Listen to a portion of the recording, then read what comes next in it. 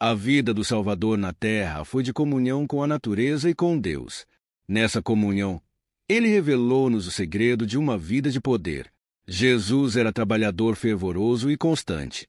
Jamais existiu entre os homens alguém tão carregado de responsabilidades.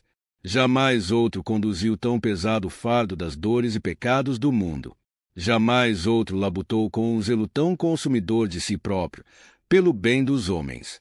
Todavia, teve uma vida saudável, física bem como espiritualmente.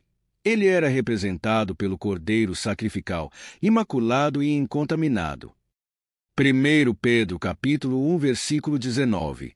No corpo e na alma, era um exemplo do que Deus designava que fosse toda a humanidade por meio da obediência às suas leis. Quando se olhava para Jesus, via-se um rosto em que a divina compaixão se misturava com um poder consciente. Ele parecia circundado de uma atmosfera de vida espiritual. Suas maneiras eram suaves e despretensiosas, mas ele impressionava as pessoas com um senso de poder que, embora oculto, não podia ser inteiramente dissimulado. Durante seu ministério, ele foi continuamente perseguido por homens astutos e hipócritas, que lhe buscavam a vida. Espias andavam nos seus passos, espreitando-lhe as palavras, para encontrar ocasião contra ele.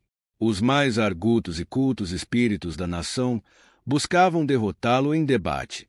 Nunca, porém, puderam conseguir qualquer vantagem. Tinham de retirar-se do campo, confundidos e envergonhados pelo humilde mestre da Galileia. O ensino de Cristo possuía uma novidade e um poder que os homens nunca tinham conhecido antes. Seus próprios inimigos eram forçados a confessar: nunca homem algum falou assim como este homem. João capítulo 7, versículo 46. A infância de Jesus, passada na pobreza, não fora contaminada pelos hábitos artificiais de uma era corrupta. Trabalhando ao banco de carpinteiro, desempenhando as responsabilidades da vida doméstica, aprendendo as lições da obediência e da labuta, encontrava recreação entre as cenas da natureza, colhendo conhecimento enquanto buscava compreender os mistérios dessa natureza. Estudava a palavra de Deus, e as horas de maior felicidade para ele eram aquelas em que se podia afastar do cenário de seus labores e ir para o campo a meditar nos quietos vales, a entreter comunhão com Deus na encosta da montanha, ou entre as árvores da floresta. O alvorecer encontrava-o muitas vezes em algum lugar retirado, meditando, examinando as Escrituras ou em oração. Com cântico saudava a luz da manhã.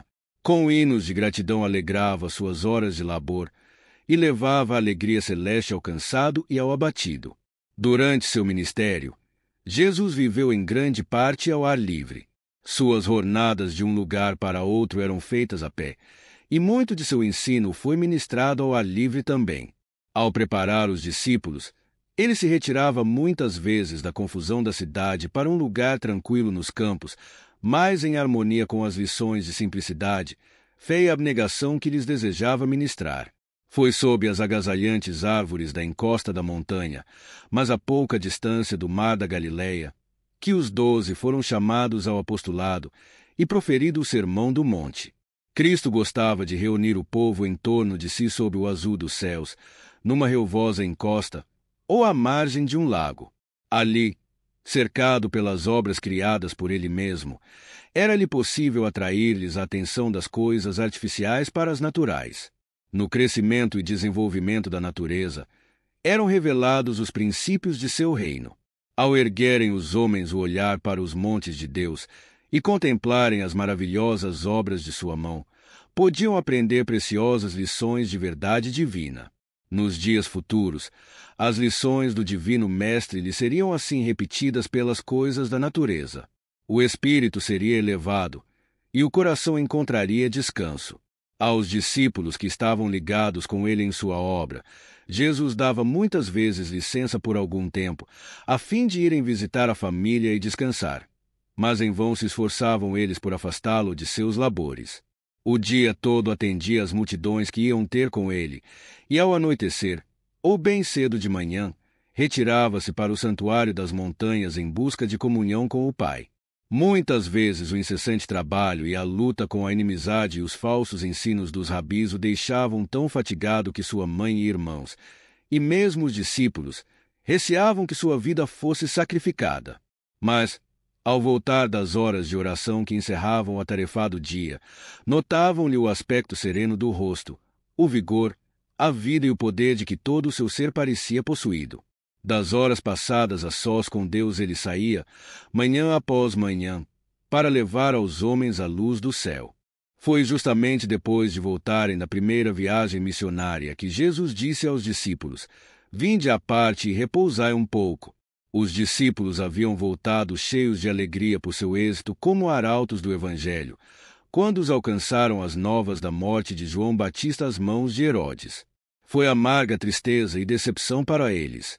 Jesus sabia que, deixando o Batista morrendo na prisão, provara severamente a fé dos discípulos. Com piedosa ternura, contemplou-lhes o semblante entristecido, manchado de lágrimas. Lágrimas umedeciam-lhe também os olhos e a voz, ao dizer: "Vinde vós, aqui à parte, a um lugar deserto, e repousai um pouco." Marcos capítulo 6, versículo 31. Próximo de Betsaída, na extremidade norte do mar da Galileia, havia uma solitária região, embelezada com o luxuriante verde da primavera, a qual oferecia convidativo retiro a Jesus e seus discípulos. Para ali partiram, atravessando o lago em seu barco. Ali podiam descansar, afastados do tumulto da multidão. Ali podiam os discípulos escutar as palavras de Cristo, sem ser perturbados pelas réplicas e acusações dos fariseus. Ali também esperavam fluir um breve período de associação uns com os outros e com seu Senhor. Pouco tempo apenas esteve Jesus sozinho com seus amados, mas quão preciosos foram para eles aqueles momentos. Falaram juntos acerca da obra do Evangelho e da possibilidade de tornarem sua tarefa mais eficaz quanto a alcançar o povo. Ao Jesus expor-lhes os tesouros da verdade, foram como que vitalizados por divino poder, inspirados de esperança e coragem. Mas dentro em pouco foi ele novamente procurado pela multidão. Supondo que houvesse ido a seu lugar habitual de retiro, o povo ali o seguiu. Foi frustrada sua esperança de conseguir sequer uma hora de descanso. Mas, nas profundezas de seu puro e compassivo coração, o bom pastor das ovelhas só teve amor e piedade para com aquelas desassossegadas e sedentas. O dia todo ministrou-lhes as necessidades, e ao anoitecer os despediu para que voltassem para casa a descansar. Numa vida inteiramente devotada ao bem dos outros, o Salvador achava necessário desviar-se da incessante atividade e do contato com as necessidades humanas, a fim de buscar o retiro e a inteira comunhão com o Pai. Ao partirem as multidões que o haviam seguido, ele vai para as montanhas, e ali, a sós com Deus, derrama a alma em oração por essas criaturas sofredoras, pecadoras e necessitadas. Quando Jesus disse aos discípulos que a seara era grande, e poucos os obreiros, não insistiu quanto à necessidade de incessante lida, mas disse-lhes: "Rogai, pois, ao Senhor da seara que mande ceifeiros para a sua seara." Mateus capítulo 9, versículo 38. A seus esgotados obreiros de hoje, da mesma maneira que aos primeiros discípulos, dirige-lhe essas palavras de compaixão: "Vinde vós, aqui à parte, e repousai um pouco." Marcos capítulo 6, versículo 31. Todos quantos se acham sob as instruções de Deus precisam de uma hora tranquila para comunhão com o próprio coração, com a natureza e com Deus. Nele se deve revelar uma vida não em harmonia com o mundo, seus costumes e práticas. É-lhes necessária experiência pessoal em obter o conhecimento da vontade de Deus. Devemos, individualmente, ouvi-lo falar ao coração. Quando todas as outras vozes silenciam, e em sossego, esperamos diante dele, o silêncio da alma torna mais distinta a voz de Deus. Ele nos manda: "Aquietai-vos e sabei que eu sou Deus."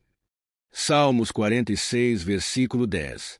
Este é o preparo eficaz para todo o trabalho feito para o Senhor. Entre o vai-vém da multidão e a tensão das intensas atividades da vida, aquele que é assim refrigerado será circundado de uma atmosfera de luz e de paz. Receberá nova dotação de resistência física e mental. Sua vida exalará uma fragrância e revelará um poder divino que tocarão o coração dos homens.